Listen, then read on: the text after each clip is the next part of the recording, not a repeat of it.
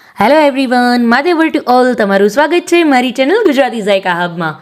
આજે હું તમારા માટે ઝટપટ બની જતી એવી વાનગી લઈને આવી છું કે જે તમારે બાળકોની ટિફિનમાં પણ આપી શકો, લંચમાં પણ લઈ શકો, ડિનરમાં પણ લઈ શકો.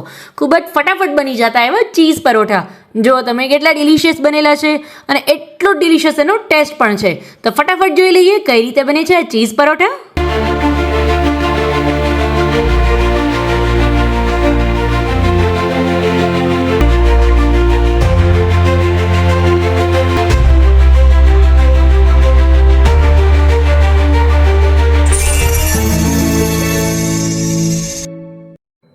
હવે એ પરાઠાનો લોટ બાંધવા માટે સૌથી પહેલા એમાં હું ઘઉંનો લોટ લઉં છું. 2 વાટકા જેટલો ઘઉંનો લોટ એડ કરશું. જે આપણે રેગ્યુલર રોટલીનો લોટ હોય છે એ જ લોટ હું અત્યારે યુઝ કરું છું.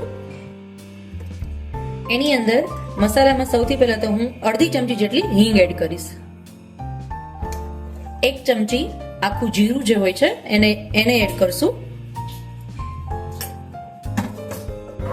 એન્ડ હવે આ પરોઠાનો જે ટેસ્ટ છે એને બૂસ્ટ કરશે મારી આ આદુ અને લસણની પેસ્ટ, એને એડ કરશું. જો તમારે લસણ ન યુઝ કરવો હોય અને તમે જૈન પરોઠા બનાવવા માંગતા હો તો આદુ અને મરચાની પેસ્ટ એડ કરવાની. અત્યારે હું આદુ અને લસણની પેસ્ટનો યુઝ કરું છું. સ્વાદ પ્રમાણે મીઠું એડ કરશું.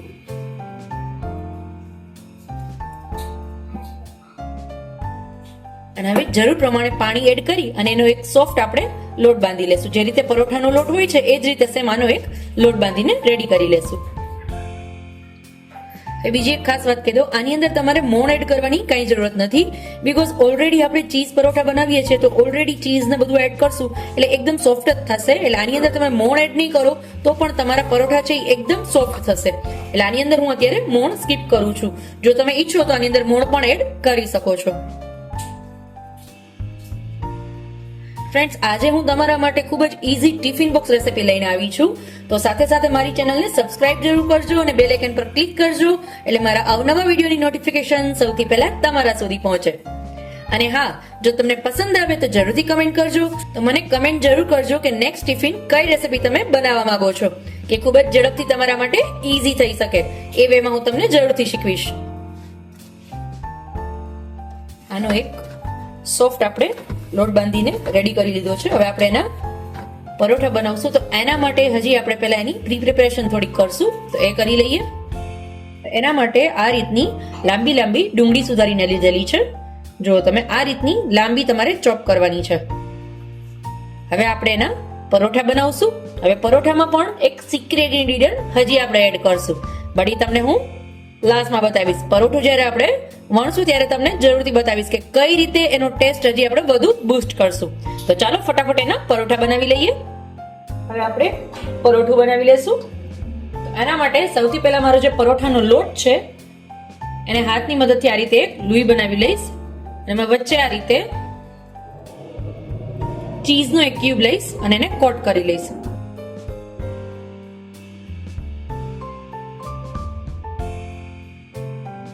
ફરતું આ રીતે લોટથી એને કોટ કરી લેશું અને એકદમ સરસ એનો ગોળ લોહી બનાવી અને વણી લેશું.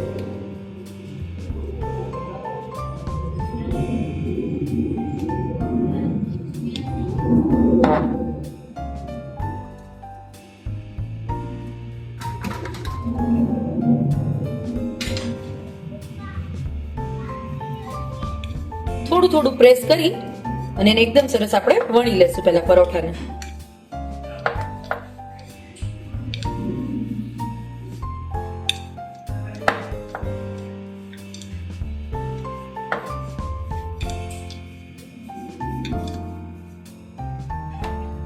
મારું પરોઠું છે એ વણાઈ ગયું છે. હવે એની ઉપર આપણે ઓનિયન લગાવશું આ રીતે.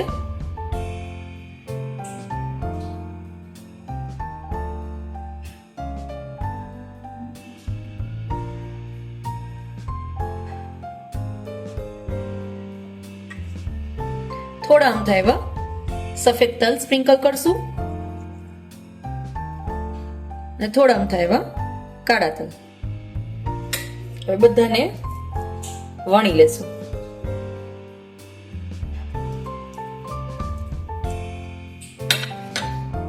તો રેડી છે મારું પરોઠું. હવે આપણે આને શેકી લેશું. તો રેડી છે મારું ગરમા ગરમ ચીઝ પરોઠું.